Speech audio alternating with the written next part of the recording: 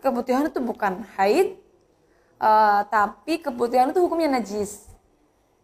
Nah ini dia, perempuan banyak sekali yang skip pemahaman tentang ini. Jadi tidak memahami tentang keputihan. Jadi kalau sholat, padahal kan kita setiap hari perempuan itu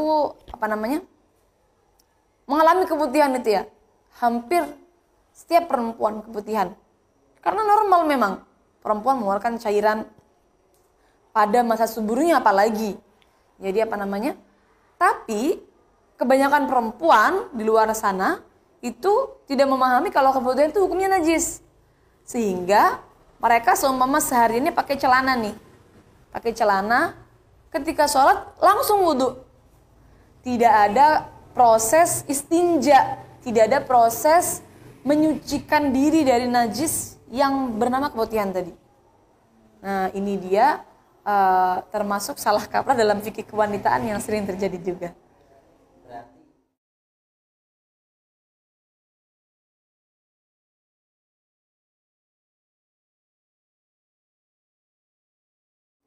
Oh, kalau untuk di rumah aja ya,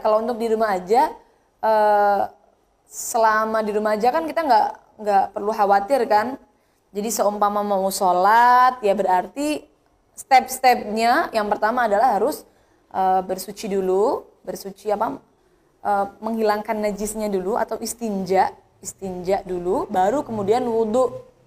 Kalau di rumah kan aman ya, jadi kita ganti celana dalam juga nggak masalah.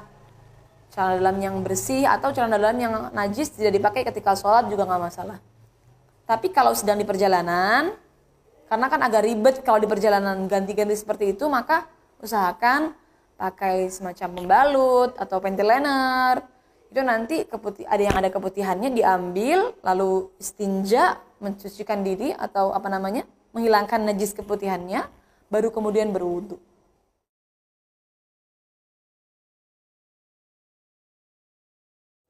Kalau sebenarnya seperti ini, daimul hadas itu konsepnya adalah dia tidak punya waktu untuk melaksanakan sholat dan bersuci tanpa hadas. Jadi itu ketika seumpama wudu, sholat, itu pasti ada hadasnya. Nah kalau keputihannya sesering itu, maka berarti masuk daimul hadas. Tapi kalau tidak sesering itu, seumpama bisalah setelah wudu langsung salat itu tidak pakai keputihan, maka berarti ya bukan daimul hadas.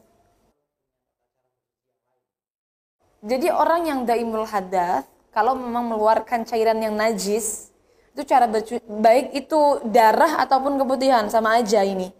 Cara bersucinya itu ada beberapa stepnya. Jadi tidak sama seperti orang yang normal nih. Kalau orang yang daimul hadas, yang pertama adalah membersihkan atau istinja. Setelah istinja, kemudian menyedikitkan najis yang keluar.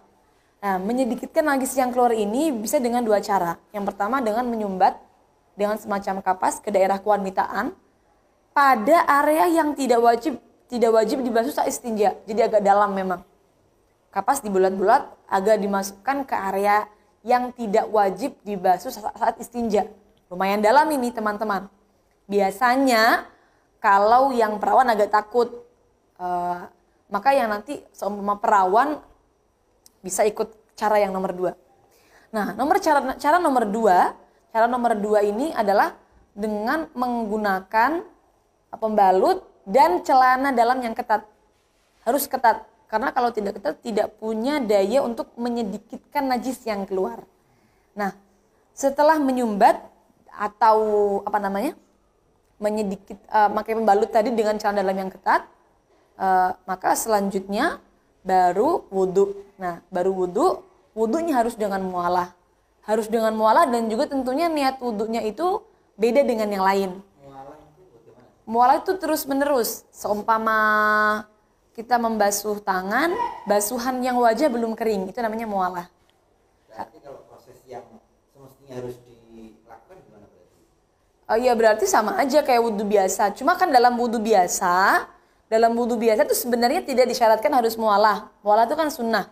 Terus penerus itu kan sunnah. Jadi seumpama orang itu wudu, setelah basuhan muka, kemudian dia tinggal nyapu-nyapu dulu. lalu setelah nyapu-nyapu dia langsung basuh tangan, itu nggak masalah. Tapi kalau untuk orang-orang yang daimul hadas nggak boleh. Jadi harus